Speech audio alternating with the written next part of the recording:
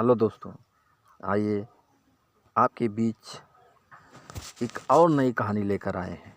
एक बहुत ही बढ़िया धार्मिक स्टोरी। तो स्टोरी का शीर्षक है ठाकुर जी की सेवा।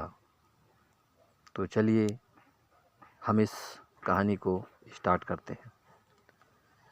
आज कई महीनों की कोशिश के बाद शारदा अपने पति को मथुरा वृंदावन ले जाने के लिए तैयार कर पाई थी। आदित्य को ऑफिस से छुट्टी ही नहीं मिलती थी। बहुत कोशिश करके छुट्टी मिली भी थी, लेकिन जाने से एक दिन पहले रात के 2 बजे तक लैपटॉप पर काम करते रहे। सुबह सुबह जल्दी उठकर भी मेल करने बैठ गए। शारदा सुबह जल्दी उठकर तैयार हो गई। उसने अपनी छोटी सी बेटी स्नेहा को भी तैयार कर लिया। फिर आदित्य के पास आई। शारदा, आप अभी तक काम में ही लगे हैं। कब तैयार होंगे? कब स्टेशन पहुंचेंगे? ट्रेन छूट जाएगी। आदित्य ने घड़ी देखी, 4:30 बजे थे। आदित्य, अरे अभी तो बहुत टाइम है। नई दिल्ली स्टेशन पहुंचने में आधा घंटा ही लगेगा। चिंता मत करो। पूरी रात में आदित्य केवल 2 घंटे ही सो पाया था। जल्दी से मेल करके नहाने चला गया। जल्दी से तैयार हो गया। देखा तो घड़ी में 5:30 बज चुके थे। आदित्य, शारदा, मैं कैब बुक कर रहा हूँ, तुम दोनों जल्दी से नीचे आ जाओ। तीनों कैब से नई दिल्ली स्टेशन पहुँचे, लेकिन सुबह सुबह इतनी भीड़ थी कि कैब ने 2 किलोमीटर पहले ही उतार दिया। जाम लग रहा था। वहाँ से बैग लेकर स्टेशन पहुँचते तो देखा ट्रेन छूट गई। यह देखकर शारदा को गुस्सा आ गया।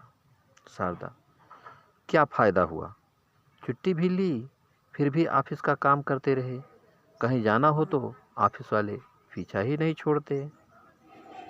एक काम करो, मुझे घर छोड़ दो और ऑफिस चले जाओ। आदित्य, ओहो गुस्सा मत हो। नेक काम करने के लिए जा रहे हैं। ये सब परेशानियां आती रहती हैं। एक काम करते हैं, बस से चलते हैं। तीनों कैब से बस अड्डे पहुंच जाते हैं। वहां मथुरा के लिए यूपी रोडवेज की एक बस में चढ़ जाते हैं। सीट तो मिल जाती है, लेकिन बस की कंडीशन इतनी ख़राब थी कि लग रहा था पता नहीं कैसे मथुरा पहुंचेगी। तीनों बस में बैठ गए। करीब 1 घंटे इंतज़ार करने के बाद बस भर गई और चल दी। बस की स्पीड से ऐसा लग रहा था जैसे शाम तक मथुरा पहुंचा देगी। आदित्य, कंडक्टर साहब, कब तक पहुंचेंगे मथुरा? कंडक्टर, 3.5 घंटे लगेंगे। तीनों बैठे बैठे परेशान हो रहे थे। शारदा, थोड़ा सा काम छोड़ देते तो ट्रेन पकड़कर अब तक पहुंच जाते। डबल किराया भी लग गया और गर्मी में परेशान हो रहे हैं वो अलग से। आदित्य, अब बस भी करो, किसी तरह पहुंच जाएं। बस मंदिर में दर्शन करने जा रही हैं, तो शांत मन से चलो। बस को चले अभी केवल 1 घंटा ही हुआ था कि मेन हाईवे से गाड़ी एक और मुड़ गई। देखा तो सामने एक ढाबा था। ढाबे पर बस रुकने से और लेट हो जाएंगे, लेकिन कर भी क्या सकते थे। तीनों नीचे उतरकर सामने पड़ी मेज कुर्सी देखकर उस पर बैठ गए। तभी एक छोटी सी बच्ची पानी में लथपथ उसके पास आई। बच्ची, साहब लस्सी पी लीजिए, 10 रुपये गिलास। आदित्य ने ध्यान से बच्ची को देखा। उसने एक स्टैंड पकड़ा था, उसमें 4 गिलास लस्सी के थे। वह बच्ची फटे पुराने कपड़े पहने थी, पसीना उसके चेहरे को भिगो रहा था। आदित्य, ठीक है बेटा, 3 गिलास मेज पर रख दो। शारदा, अरे 3 नहीं, बस 2 गिलास ले लो, स्नेहा लस्सी नहीं पीती। आदित्य, बेटा तुम 3 गिलास रख दो। बच्ची ने 3 गिलास मेज पर रख दिया। आदित्य ने उसे 30 रुपये दे दिए। पैसे लेकर वह बच्ची चल दी। आदित्य ने उसे रोका। आदित्य, रुको बेटी, ये 1 गिलास तुम्हारा है, बहुत गर्मी है, तुम लस्सी पी लो। बच्ची, नहीं साहब, मैं नहीं पी सकती। मैं ऐसा करती हूँ, आपके 10 रुपये वापस कर देती हूँ। आदित्य, नहीं, पैसों की ज़रूरत नहीं, तुम पी लो, तुम्हारे मालिक को तो पैसों से मतलब है ना। बच्ची, नहीं साहब, अगर उसने मुझे या खाली खड़े देख लिया तो बहुत मारेगा। जब भी बस आती है हमें भाग भाग कर लस्सी बेचनी पड़ती है। आदित्य, कुछ नहीं होगा, मैं उससे बात कर लूँगा। शारदा, रहने दो ना, क्यों उसके पीछे पड़े हो, हमें इससे क्या मतलब। आदित्य, ध्यान से देखो, ये हमारी स्नेहा से 1 या 2 साल बड़ी होगी, लेकिन किस्मत कि इस उम्र में इतनी मेहनत कर रही है। बच्ची चुपचाप जल्दी जल्दी लस्सी पीने लगी। आधा गिलास पीकर उसने कहा, बच्ची साहब, मेरा छोटा भाई वहाँ पेड़ के नीचे बैठा है, आप कहें तो लस्सी मैं उसे पिला दूँ। आदित्य, तुम ये लस्सी पी लो और ये चौथा गिलास उसे दे आना, मैं इसके भी पैसे दे दूँगा। बच्ची ने जल्दी से लस्सी खत्म की और गिलास दूर पेड़ के नीचे बैठे अपने छोटे भाई को दे आई। तभी ढाबे का मालिक बाहर आ गया। मालिक, क्यों काम के टाइम पर इधर उधर घूम रही है, सारी लस्सी खराब हो रही है, तेरा बाप बेचेगा उसे। आदित्य, इसे मैंने रोका था, तरस खा छोटी बच्ची पर, इतनी गर्मी में काम कर रही है। मालिक साहब, आप जाओ, यह हमारा रोज का काम है।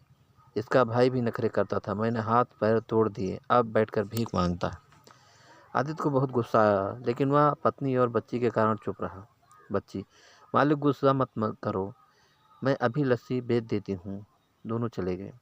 आदित्य ने फ़ोन पर किसी से बात की। कुछ ही देर में उस इलाके के पुलिस इंस्पेक्टर 4 पुलिस वालों के साथ वहां पहुंच गए।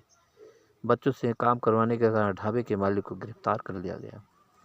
बच्ची, साहब, ये क्या किया आपने, हमारी रोजी रोटी ही छीन ली, अब तो लगता है हम भूखे मर जाएंगे। शारदा को कुछ समझ नहीं आ रहा था कि वो सब क्या हो रहा है। आदित्य ने बच्ची और उसके भाई को अपने साथ बस में चढ़ा लिया। 3 घंटे बाद बस मथुरा पहुंच गई। मथुरा पहुंचकर आदित्य ने पता किया, एक अनाथ आश्रम में बच्ची और उसके भाई को जगह मिल गई, जहां दोनों पढ़ भी सकेंगे और रहना खाना सब आश्रम की ओर से होगा। वहां जाते ही आश्रम की ओर से दोनों को नए कपड़े मिल गए।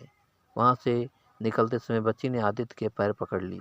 बच्ची, साहब, आपका बहुत शुक्रिया, वहाँ बहुत मार पड़ती थी। आदित्य, बेटा यहाँ मन लगाकर पढ़ना, वैसे भी तुम दोनों से मिलने आता रहूँगा। वहाँ से बाहर निकलते तो शारदा ने कहा, शारदा, अब तो सारे मंदिर भी बंद हो गए, शाम को ही खुलेंगे, फिर घर वापस जाने में बहुत देर हो जाएगी, आना ही बेकार हो गया, बिना दर्शन के जाना पड़ा। आदित्य, तुम्हें कुछ समझ नहीं आया, भगवान के आदेश से हमें यह पुण्य काम करना था, इसीलिए ट्रेन छूटी, इतने कष्ट उठाए। शारदा, हाँ, ये तो मैंने सोचा ही नहीं था, ठाकुर जी किस रूप में सेवा का मौका दे ये कोई नहीं जान सकता। आदित्य, चलो कुछ खा लेते हैं, और दिल्ली की बस भी तो पकड़नी है। तीनों वापस दिल्ली की ओर निकल जाते हैं। तो दोस्तों, ये धार्मिक कहानी आपको कैसी लगी हमें कमेंट करके ज़रूर बताना, और दोस्तों एक लाइक ज़रूर कर दीजिएगा, क्योंकि आपके लाइक से हमें मोटिवेशन मिलता है। और दोस्तों, अगर अभी तक आपने हमारे चैनल को सब्सक्राइब नहीं किया है तो जल्दी से आप हमारे चैनल को सब्सक्राइब कर लीजिए, जिससे इसी तरह अच्छी अच्छी कहानियाँ आप लोगों के बीच पहुंचाता रहूं और आप लोग कहानियों का आनंद उठाते रहें। तो दोस्तों, एक नई कहानी के साथ आपसे फिर मुलाकात होगी, तब तक के लिए नमस्कार।